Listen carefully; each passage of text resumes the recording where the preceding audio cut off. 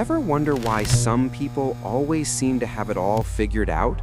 Most people think being smart means having a high IQ, a photographic memory, or a wall full of degrees. But here's the truth. Real intelligence isn't about what you know, it's about how you think. The world's smartest people don't just work harder, they use their brains differently. Today, I'm going to break down 5 simple mental shifts that will change how you see everything. If you start doing these, you'll notice a shift almost immediately. You'll stay calm while others panic, and people will start looking to you for answers. Let's dive in. Part 1. Stop fighting to be right. Here's a trap almost everyone falls into. When someone disagrees with them, they turn it into a battlefield. They get defensive, they get loud, and they try to prove the other person is wrong or stupid. But the smartest person in the room does something totally different. Instead of fighting, they use the power of the question. Instead of saying, "You're wrong," they say, "That's an interesting perspective. Help me understand why you think that." Why is this so powerful? First, it stops an argument before it starts. When you ask a genuine question, the other person lowers their guard. They don't feel attacked, so they stop being defensive. Second, it actually gives you the upper hand. While they are talking and explaining their logic, you are collecting information. And here's the secret. When people are forced to explain their own logic, they often realize their own mistakes. You don't have to win the argument, you let them realize the truth on their own. Real intelligence isn't about crushing an opponent, it's about finding the best solution without the ego. Master the art of zooming out. Most people live their lives looking through a magnifying glass. When something goes wrong, like a failed presentation, a rejected idea, or a bad breakup, it looks huge. It fills their entire field of vision.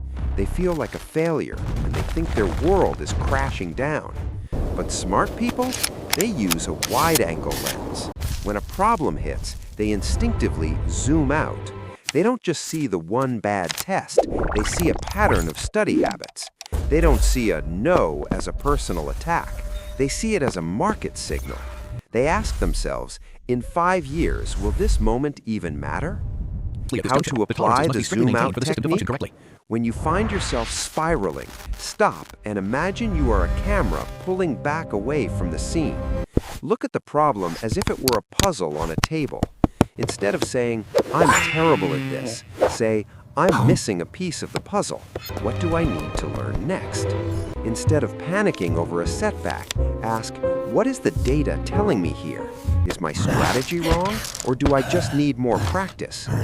By zooming out, you detach your ego from the problem. Problems stop being emotional threats and start being information.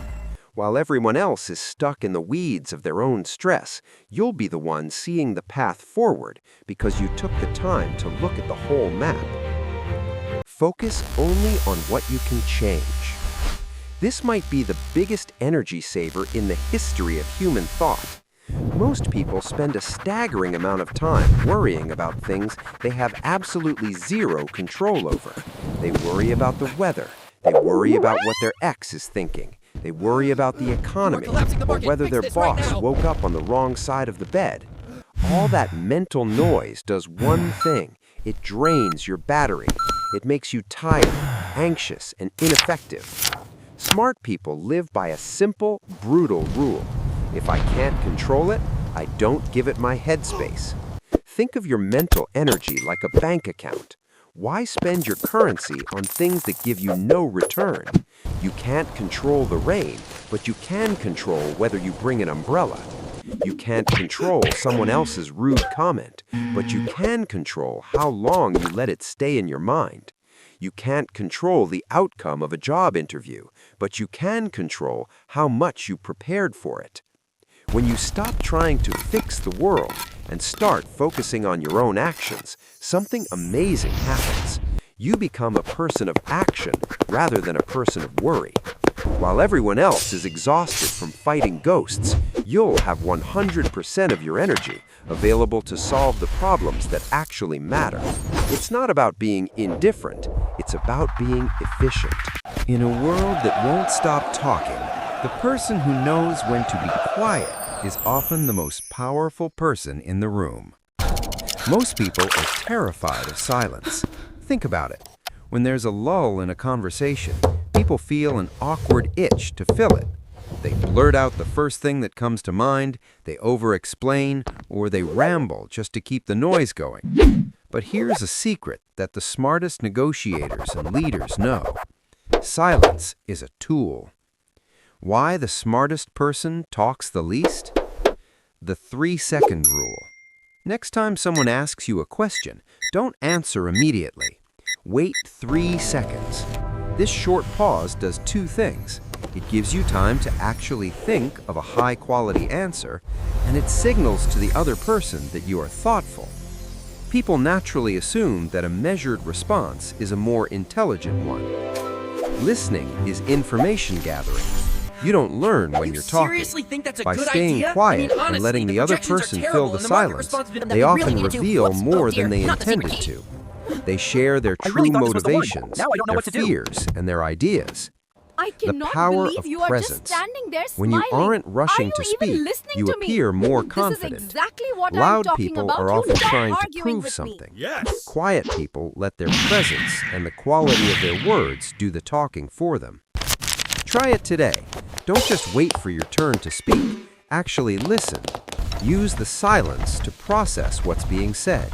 You'll be amazed at how much more respect you command just by saying less. Choose the pause over the reaction.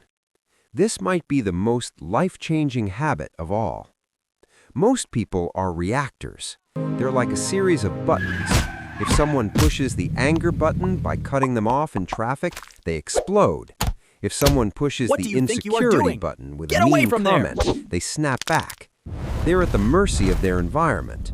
But smart people, they build a gap between what happens and how they respond. When something goes wrong, they don't just react, they pause. They take a single deep breath. In that 1-second gap, they ask themselves, is this worth my peace? How can I respond in a way that actually helps the situation?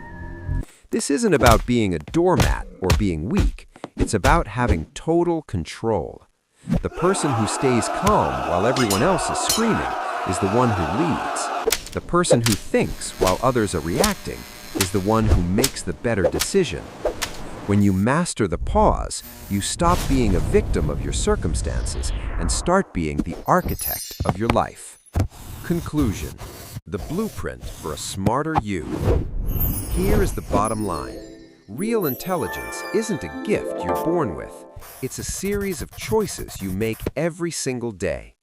You don't need to be the loudest in the room. You don't need to know every fact in the book. You just need to ask questions instead of arguing.